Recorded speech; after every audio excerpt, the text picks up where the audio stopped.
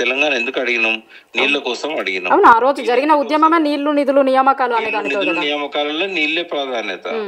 నీళ్ళు ఎందుకు అడిగినాము అంటే బొంబాయి దుబాయ్ బొగ్గుబాయి బతుకులు వద్దు మనకు. అడవులలో తుపాకులు పట్టుకొని కొట్టాడాల్సిన అవసరం లేదు.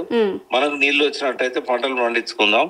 రైతులు గాని ప్రజలు గాని యువకులు గాని అంత వ్యవసాయంలో గాని వ్యవసాయ ఆధారిత పరిశ్రమల్లో గాని వాళ్ళు పూర్తిగా బిజీ అయిపోతారు. ఇక ఇవన్నీ ఉండవు. ఇవన్నీ మనకు సమైక్య రాష్ట్రంలో వచ్చిన ఈ శాపాలు పాపాలు అన్ని కూడా నీళ్ళు లేకపోవడం వల్లనే బోర్లు వేసి అన్ని అప్పులు చేసి ఆ అప్పులు తీర్చక ఆత్మహత్యలు చేసుకున్న వాళ్ళే 30,000 మంది పైన ఉన్నారు.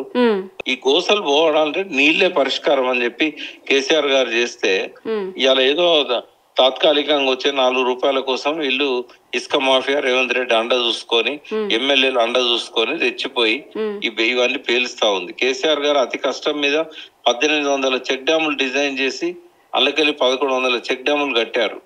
ఆ చెక్ డ్యాములన్నీ కూడా ఈ రకంగా ఇసుక మాఫియాకు బలైపోతా ఉన్నాయి. కేసీఆర్ ఏం చేసిండు, రేవంత్ రెడ్డి ఏం చేస్తున్నాడు అనేది ప్రజలు అర్థం చేసుకోవాలి. ఇలా ప్రభుత్వాన్ని డిమాండ్ చేసాం మేము నిజాధికారణ కమిటీ తరఫున అర్జెంట్ గా వాళ్ళ ఎవరైతే ఈ ఇసుక మాఫియా ఉన్నదో ఎవరైతే కుప్పలు పోసి పెట్టుకున్నారో వాళ్ళని పట్టుకొని విచారించి దోషులు ఎవరో శిక్షించాలి. లేనట్టయితే మిగిలిన చెక్ డ్యామ్లను కూడా కాపాడుకోవడం కష్టమైతుంది. ఇది ప్రజల ఆస్తి, ప్రజలు కాపాడుకోవాల్సిన బాధ్యత ఉంటుంది.